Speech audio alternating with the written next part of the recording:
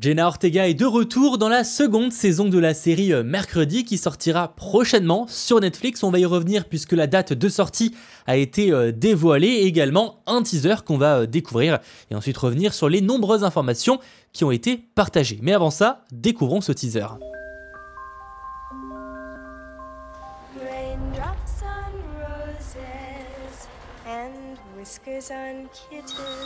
Toujours dans un monde trop coloré pour elle. Autre chose sur votre personne? Ah ouais, jamais ça passe dans la douane ça.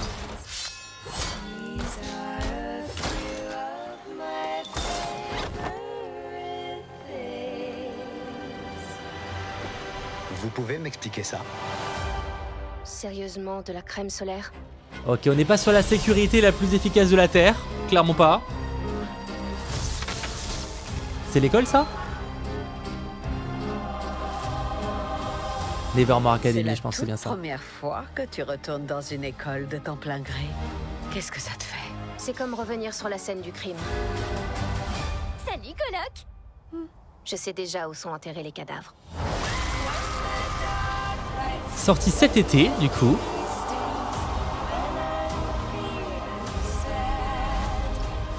Ok, un petit côté horrifique là qui fait plaisir. Jouons à la poupée. En vrai, je la trouve un peu flippante, mais ses boucles sont super douces. Complètement Parce que ce sont de flippante. vrais cheveux humains. Encore plus flippant. Là où règne le meurtre et le chaos, il y aura toujours un Adams. Chaque famille a ses secrets obscurs, Mercredi. Oh, des nouveaux personnages qui débarquent. Et les secrets peuvent avoir des conséquences mortelles. C'est la créature du premier ça, hein. Inutile de t'inquiéter pour moi, mère. Je suis toujours meilleure dans l'obscurité.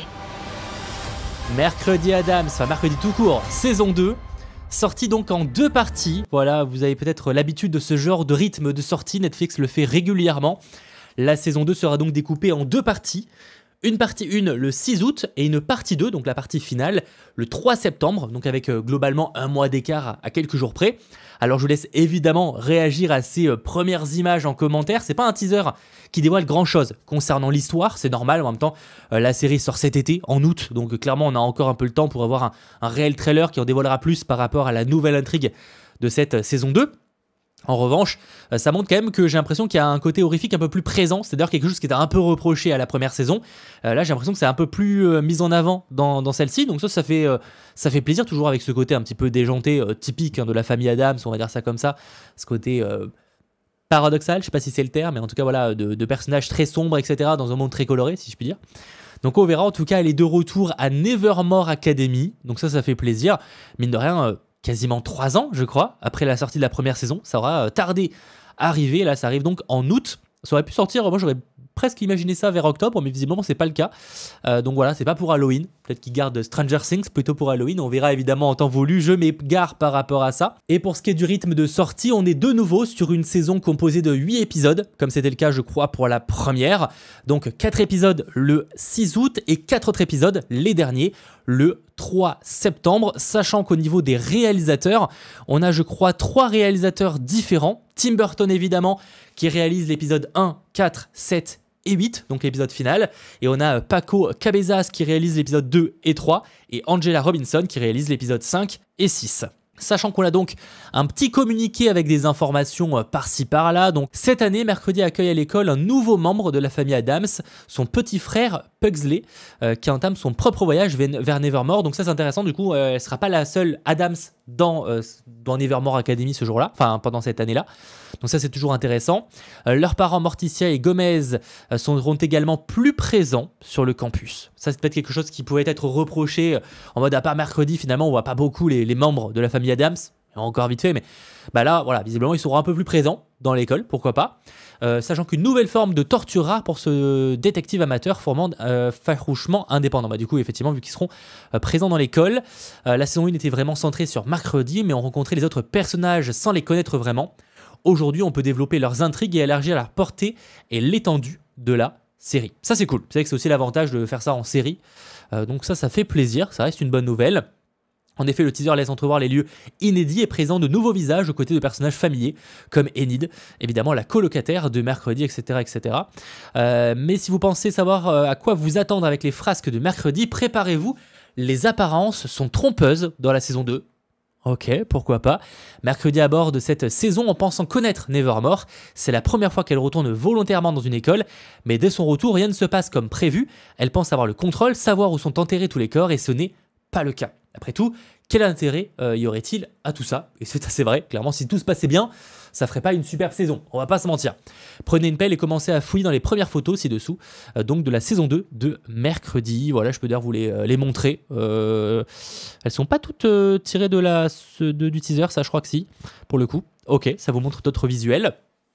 Votre famille à l'école, c'est la pire chose qui soit, n'est-ce pas? Donc on sent vraiment que la famille sera un peu plus présente dans cette saison-là, c'était ce qui était dit, et que ça va vraiment avoir un rôle important. Alors à justifier aussi pourquoi ils seront plus présents, ça faudra voir.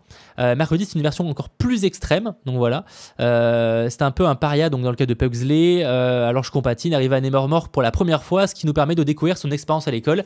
Chacun son propre pouvoir, et lui, il découvre le sien. Ok. Présentation aussi du coup du personnage de Esther Frump, donc la grand-mère de mercredi, la mère de Morticia.